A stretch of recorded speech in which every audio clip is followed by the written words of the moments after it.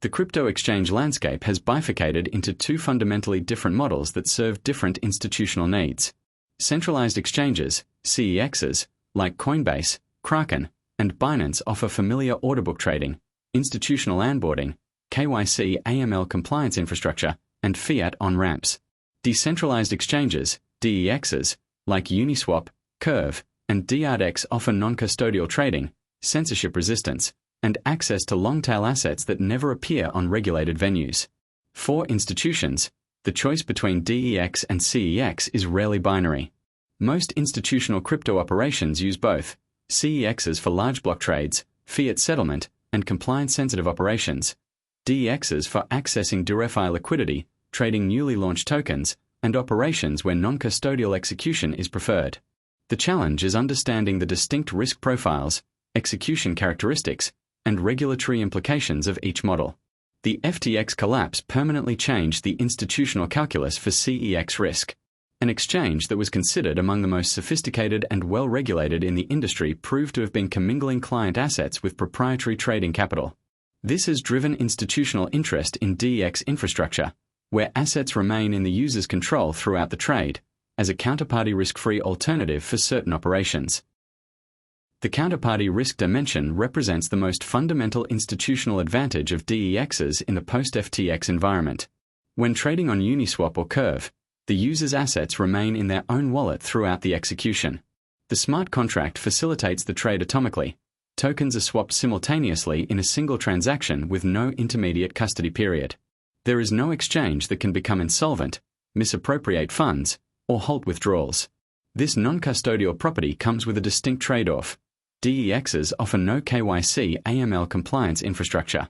Any wallet can trade any asset on a permissionless DEX without identity verification. For regulated institutions subject to AML/BSA requirements, this creates compliance challenges around on-chain activity attribution and counterparty screening that require additional compliance tooling to address. CEX liquidity advantages remain real for large institutional trades. The deepest order books for Bitcoin and Ethereum exist on major CEXs, where market makers provide continuous two-way quotes at tight spreads. DEX liquidity, while growing, is typically shallower and generates higher price impact for large trades above -5 million. For block trades measured in tens or hundreds of millions, CEX OTC desks remain the more appropriate venue despite their counterparty risk. Automated market makers replace the traditional order book model with a mathematical pricing curve that automatically adjusts prices as trades change pool balances.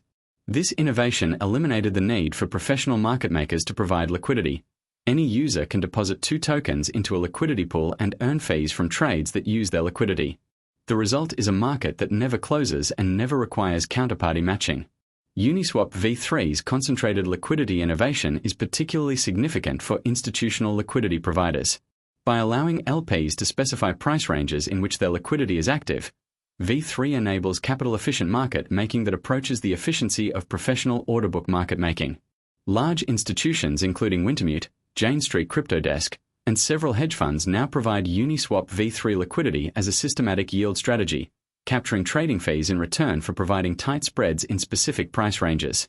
Impermanent loss is the primary risk that institutional liquidity providers must quantify before committing capital to AMM pools. The term impermanent loss refers to the unrealized reduction in portfolio value compared to simply holding the 2 assets. If both assets appreciate equally, there is no impermanent loss. If one asset appreciates much more than the other, the LP's pool rebalancing mechanism causes them to hold relatively less of the appreciating asset. For volatile pairs, this can significantly reduce the net return from fee income.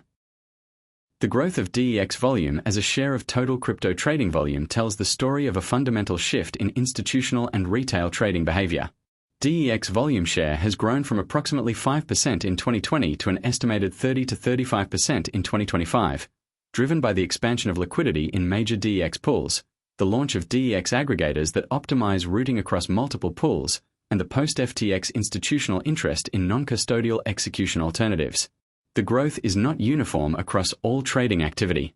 For large block trades in Bitcoin and Ethereum, CEX OTC desks still dominate because the liquidity depth and price impact for very large trades remains superior on centralized venues. For long-tail token trading, DeFi native activity, and smaller trades where the counterparty risk premium of CEXs outweighs their liquidity advantage, DEXs have captured a dominant and growing share. DEX aggregators like 1inch, Paraswap, and CowSwap have been instrumental in institutional DEX adoption. By routing trades across multiple DEX pools simultaneously, aggregators reduce price impact and improve execution quality to levels competitive with CEX spot markets for trades up to -10 million.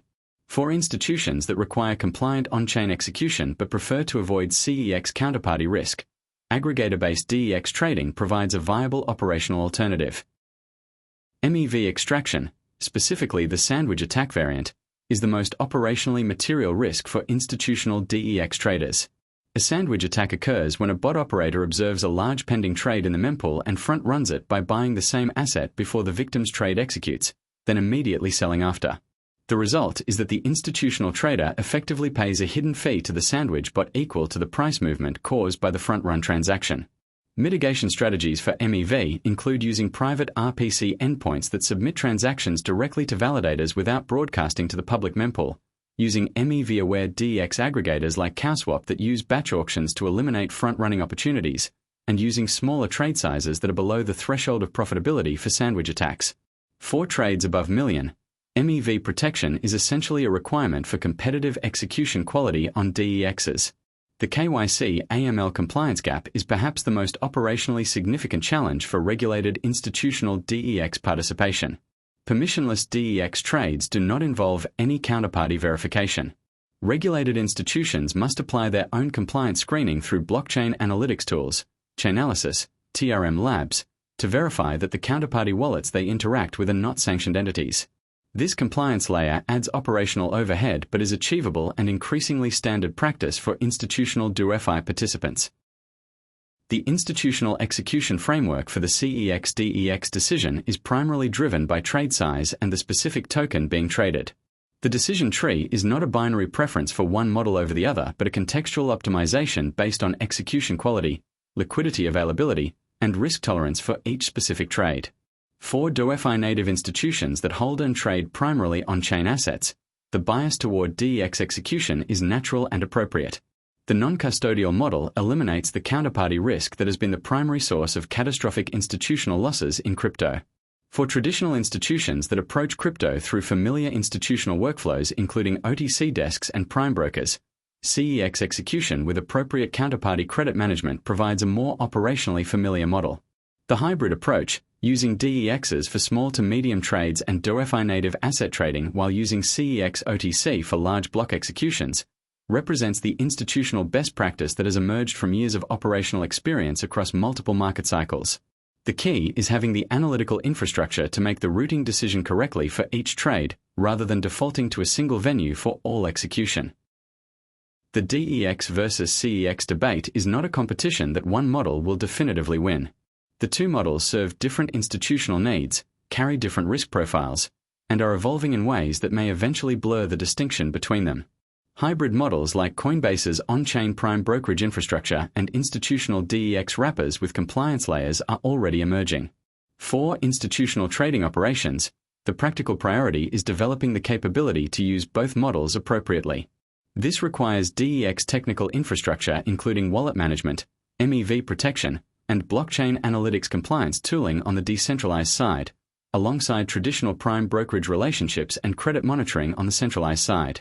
The institutions that navigate this dual infrastructure requirement will have access to the best execution across all trade types and all market conditions.